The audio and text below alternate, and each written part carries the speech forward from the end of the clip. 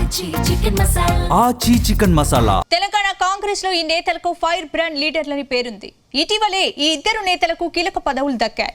దాంతో ప్రభుత్వంలో పార్టీలో కీలక పాత్ర పోషిస్తారని అంతా భావించారు. అయినప్పటికీ ఇద్దరు నేతలు మాత్రం పార్టీ వ్యవహారాలకు దూరంగా ఉన్నారు. కానీ ప్రభుత్వంపై సెటైర్లు వేస్తూ ఇరుకున పెట్టే ప్రయత్నాలు చేస్తున్నారు. అధికార పార్టీలో కొనసాగుతూ సొంత ప్రభుత్వంపై విమర్శలు చేస్తుండడంపై పార్టీలో తీవ్ర అసంతృప్తి వ్యక్తమవుతోందా? ఈ ఇద్దరు నేతలు కంట్రోల్ చేయకపోతే పార్టీకి ప్రభుత్వానికి చెడ్డ పేరు వస్తుందని పార్టీ పెద్దలు అభిప్రాయపడుతున్నారా? మరి వీరి విషయంలో పార్టీ పెద్దల ఆలోచనలు ఎలా ఉన్నాయి? Let's watch the story.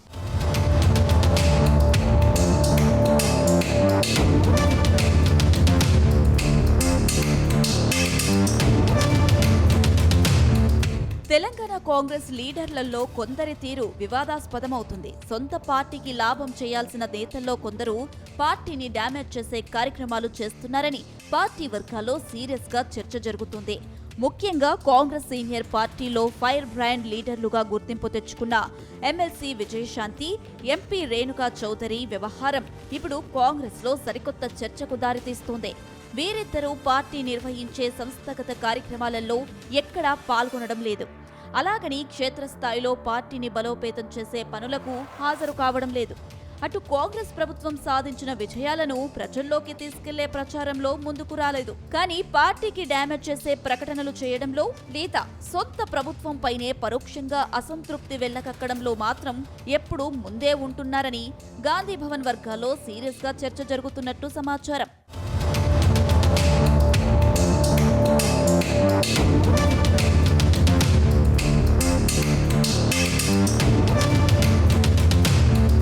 రాష్ట్రంలో కాంగ్రెస్ పార్టీ అధికారంలో ఉంది. వచ్చే ఎన్నికల్లో కాంగ్రెస్ పార్టీకి మరోసారి అధికారంలోకి తేవడంతో పాటు కేంద్రంలో రాహుల్ గాంధీని ప్రధానిని చేయడమే తమ చిరకాల వాంఛ అని సీఎం రేవంత్ రెడ్డి అంటున్నారు. ఇందుకోసం ఇప్పటి నుంచే గ్రౌండ్ వర్క్ చేసుకుంటూ వెళ్తున్నారు. కానీ విజయశాంతి, ఎంపీ రేణుకా చౌదరి మాత్రం పార్టీని ఇబ్బందులు పెట్టేందుకు ప్రయత్నాలు చేస్తున్నారని పార్టీ వర్గాల్లో వినిపిస్తున్న మాట. ప్రస్తుతం సీఎం రేవంత్ రెడ్డి టార్గెట్ గా బీఆర్ఎస్, బీజేపీ నేతలు విమర్శలు చేసుకుంటున్నారు. ఈ సమయంలో పార్టీకి అండగా నిలవాల్సిన కొందరు లీడర్లు పనిచేసే నాయకులపై రాళ్లు వేస్తున్నారని పార్టీలో చర్చ జరుగుతుందట.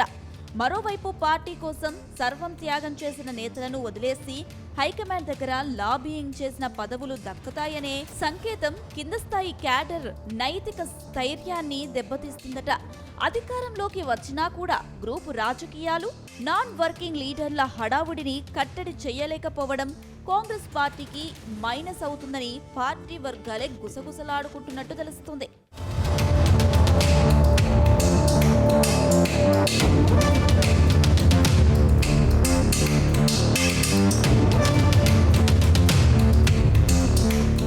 ఇక ఖమ్మం జిల్లా రాజకీయాల్లో ఎంపీ రేణుకా చౌదరి ఓ ఫైర్ బ్రాండ్ లీడర్. గత అసెంబ్లీ ఎన్నికల్లో కాంగ్రెస్ పార్టీ అధికారంలోకి వచ్చాక ఆమెకు కాంగ్రెస్ హైకమాండ్ ఎంతో ప్రాధాన్యం ఇచ్చి రాజ్యసభ సభ్యురాలిగా అవకాశం కల్పించింది. అలాగే ఎన్నికల ముందు పార్టీలోకి రీ ఎంట్రీ ఇచ్చిన విజయశాంతికి కూడా సముచిత స్థానం కల్పించారు.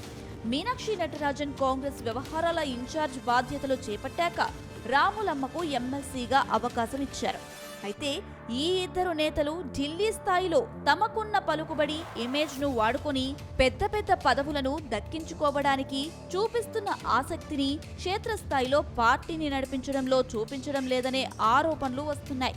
కష్టకాలంలో పార్టీ జెండా మోసి లాఠీ దెబ్బలు తిని 24 గంటలు ప్రజల్లో ఉండే కింది స్థాయి నాయకులకు గుర్తింపు దక్కకుండా కేవలం ప్రెస్ మీట్లకు, అటెన్షన్ పాలిటిక్స్ కు పరిమితమయ్యే ఇలాంటి నాన్ వర్కింగ్ లీడర్లకే అగ్రతాంబూలం దక్కడం కాంగ్రెస్ అంతర్గత ప్రజాస్వామ్యానికే పెద్ద మైనస్ గా మారుతుంది.